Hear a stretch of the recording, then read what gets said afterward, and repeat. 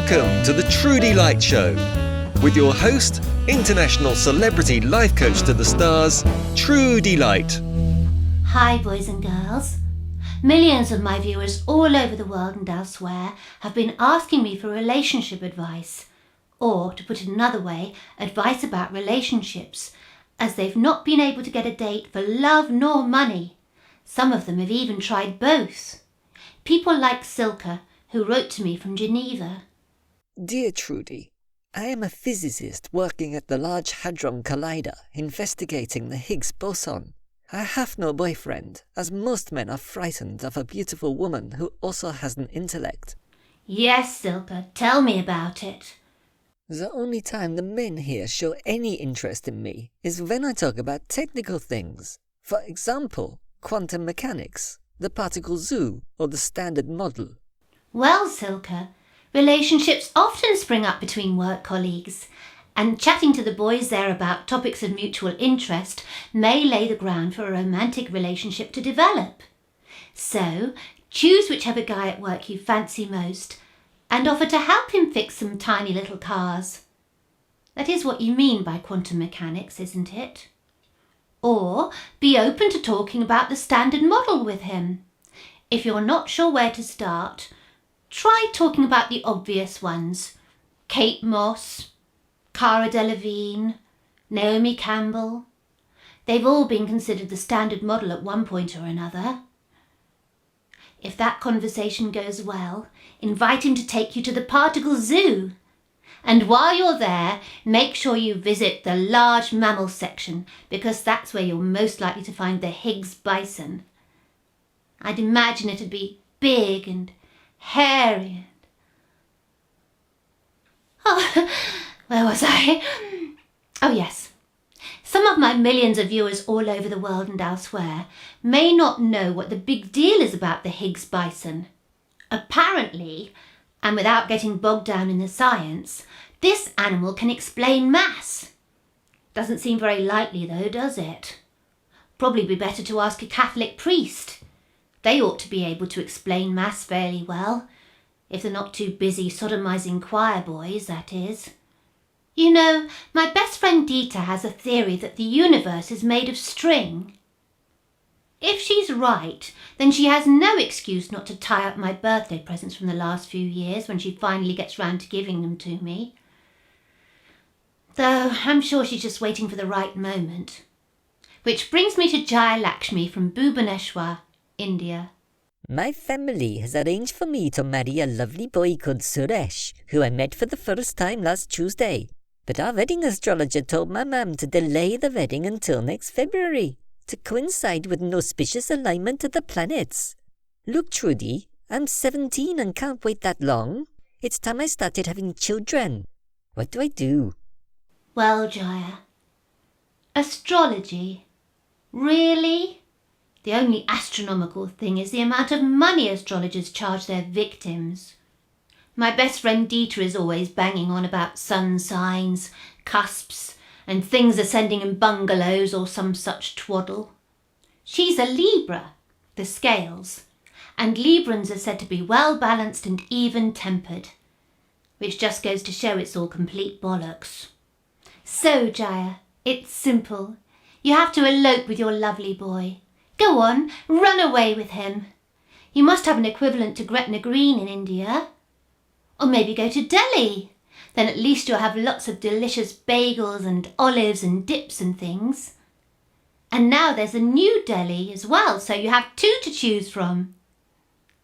When you get there, find a holy man to marry you. A yogi bear, or a sadhu, or a lama. Oh, a woolly llama with a long, rough tongue. Oh, where was I? Oh yes, if you have trouble finding a llama there, pop over the border to Tibet. Or even better, phone through from the Delhi. You can dial a llama these days. Whatever happens, at least you have someone lovely to run away with. Unlike poor Blake in Naples, Florida. After breaking my leg recently, I've been lying here fantasizing about being with an older woman. Any advice on how to attract the mature lady?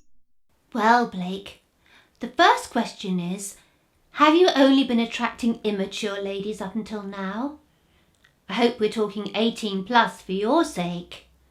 The best advice I can give you is better call Tosser and Aitchison on 561 333 4444.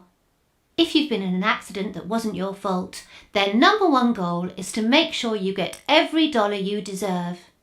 Okay, I know technically speaking this isn't exactly going to help you attract a mature lady, but that broken leg of yours isn't going to pay for itself, and Tosser and Aitchison are chucking money at me by the truckload for this shout-out.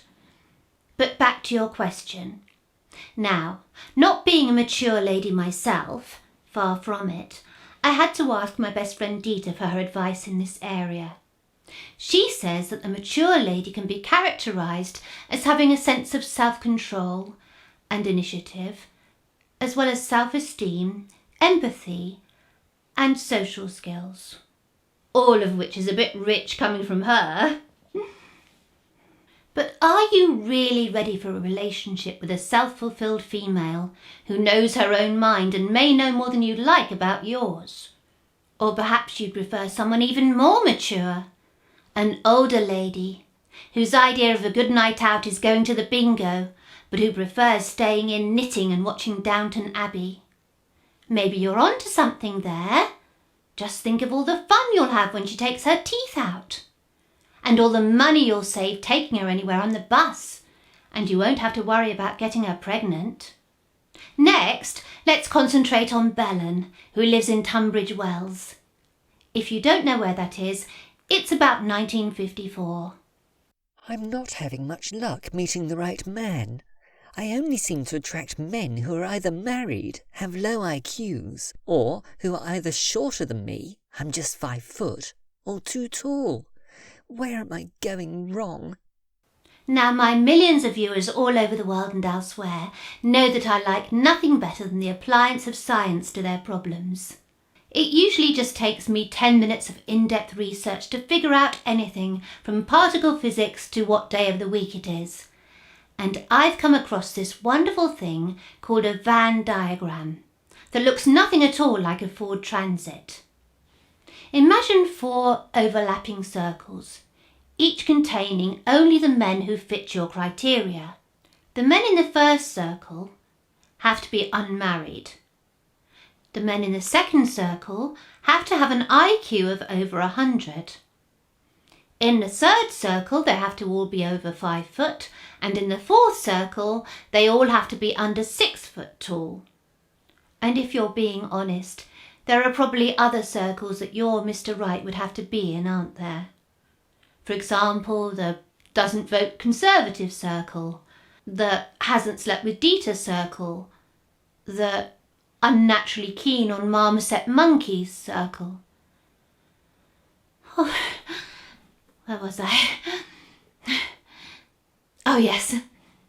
There are very few men out there who fall into the intersection between every one of these multitudinous circles, especially if you're going to put your foot down about not having slept with Dita. Do you see the problem? It's not you. You are gorgeous and lovely and pretty. It's just very difficult to slip into your intersection. But back to Venn diagrams. Or are they Venn diagrams? I got a little confused. I think I must have let myself get bogged down in the science. And talking of Andrew Wakefield, see you next time, and remember, keep it light. If you've been affected by any of the issues in this programme, why not use my voice in this slot to promote your business's product or service? Contact marketing@trudylite.com.